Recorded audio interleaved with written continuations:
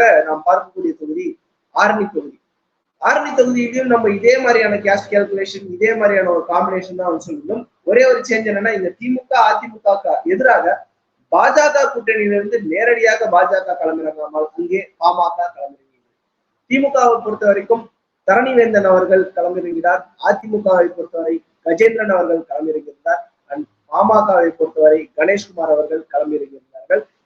இவங்களோட போட்டி அப்படின்னு பாத்தீங்கன்னா, இந்த ஆரணி நம்ம ஏற்கனவே சொல்லியிருந்தோம், இது பெரிய அளவு அதிமுகவும் பாமகவும் இங்கே போட்டி அளிக்காது அப்படின்னு தான் சொல்லியிருந்தோம். கிட்டத்தட்ட அதே மாதிரி தான் இருக்கு. ஸோ நம்ம எக்ஸிட் சர்வே டைரக்டா ஒரே வார்த்தையில சுருக்கி முடிக்கணும் அப்படின்னு பாத்தீங்கன்னா, திமுகவின் தரணிவேந்தன் அவர்கள் அதிமுகவும் மற்றும் பாமக இரண்டு கட்சிகளையும் வீழ்த்தி பாராளுமன்றத்திற்கு செல்வதற்கான வாய்ப்புகள் அதிகமாக இருக்குது அப்படின்னு பாக்குறோம். இந்த காரணம் என்னன்னா, திருவண்ணாமலையில அஸ்வத்தாமனுக்கு ஆதரவாக கன்சாலிடேட் ஆன பாமக வாக்குகள் பாமகவுக்கு ஆதரவாகவும் கன்சாலிடேட் ஆகியிருக்குது டைரக்டா.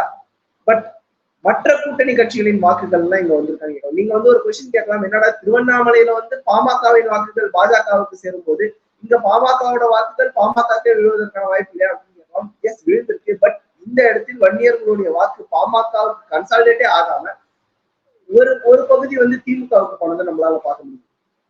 சோ அந்த வகையில் பார்க்கும்போது பாஜக பாமக கூட்டணி வலுவாக இருந்தாலும் இங்க பெரிய அளவுல டஃப் கொடுக்க முடியலன்னு பார்ப்போம். நம்மை பொறுத்த வரைக்கும் இந்த இடத்தில் பாமக மூன்றாவது இடம் வருவதற்கான வாய்ப்பு தான் அதிகமாக இருக்கிறது. சோ நம்ம ஏற்கனவே பார்த்த மாதிரி திருவண்ணாமலையில் திமுக எப்படி வெற்றி பெறுவது நிச்சயமாக தெரிகிறதோ, அதே போலதான் ஆரணி தொகுதியிலும் திமுக வெற்றி பெறுவது நிச்சயமாக தெரிகிறது. ஆனால் திருவண்ணாமலையில் பாஜக இரண்டாவது இடமும், ஆரணி தொகுதியை பொறுத்த வரைக்கும் பாமக மூன்றாவது இடத்திற்கும் தள்ளப்படுவதற்கான வாய்ப்பு தான் இருக்கு. சோ இந்த வீடியோல நம்ம 2 தொகுதிகளை பார்த்துருக்கோம். திருவண்ணாமலை மற்றும் ஆரணி 2 தொகுதியும் பார்த்திருக்கோம். இதே மாதிரி அடுத்தடுத்த தொகுதிகளுக்கான எக்ஸிட் போல் சர்வேவை நம்ம விரைவில் வெளியிடுகிறோம். அது வரைக்கும் ஸ்டே டியூன். அண்ட் உங்களுக்கு யார் இந்த தொகுதிகளை வெற்றி பெற வாய்ப்பு இருக்கிறது அப்படின்றத கமெண்ட்ல பதிவு பண்ணுங்க. நம்ம மக்களுடைய மனதை க்ளோஸ் டு பர்ஃபெக்ஷனா ப்ரெடிக்ட் பண்ணணும் அப்படின்றத நம்மளுடைய எண்ணம். அது நிறைவேறும் என்று நம்புகிறோம். மீண்டும் அடுத்த வீடியோவில் இன்னொரு தொகுதியுடன் சந்திப்போம். நன்றி.